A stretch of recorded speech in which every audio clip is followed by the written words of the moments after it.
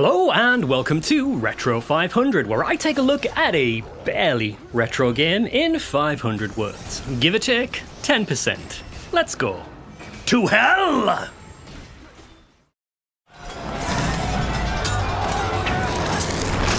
When I was 16, I studied history at A-level and learned about the Crusades. Although I can't remember much of it these days, the part that always sticks with me is the story of the Templar Knight, Dante. What kind of man locks up helpless women? There will be a day of reckoning, Crusader! After slaughtering the hundreds of prisoners under his protection, Dante is killed by an assassin and finds himself kneeling before the Grim Reaper.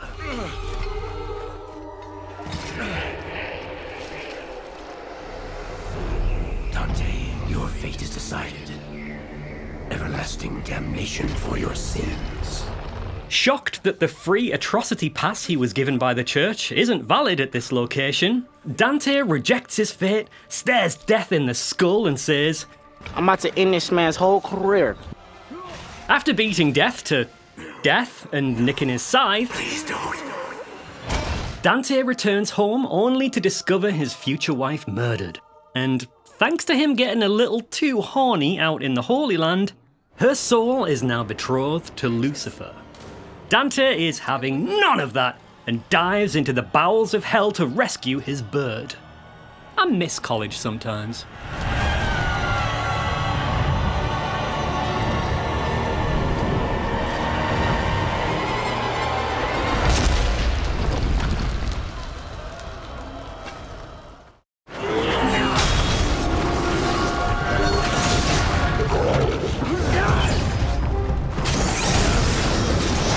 Dante's Inferno's hack-and-slash gameplay is very obviously inspired by Devil May Cry and God of War.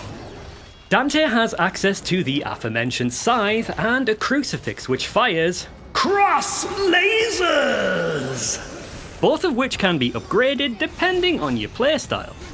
As a finishing move, enemies can be punished or absolved. The power of Christ compels you, bitch! Which adds experience to the unholy and holy skill trees respectively. Throughout hell, Dante will encounter lost souls that can also be punished or absolved for bonus points. If you save them, you get to play Dance Dance Absolution, which quickly outstays its welcome, leading you to damn these poor souls for the sake of convenience.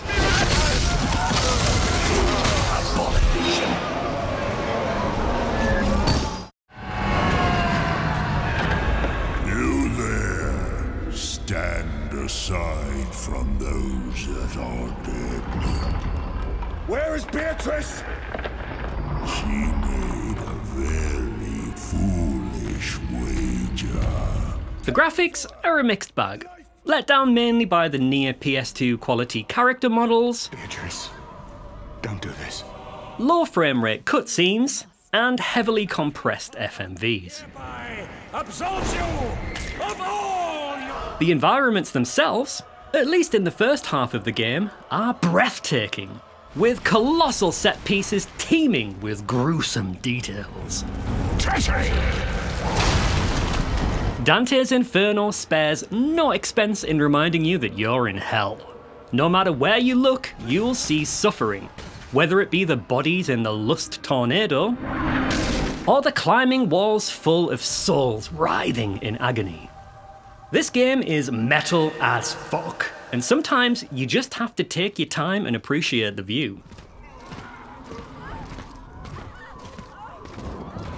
There's a lot of tits and arse in the game. In fact, there's a whole segment I can't really show you because there's a pair of gigantic breasts in the background. The imagery isn't subtle, especially the scene where the owner of said breasts climbs a veiny penis tower. But I appreciate the way the game merges sexual and hellish imagery together to make you feel extremely uncomfortable.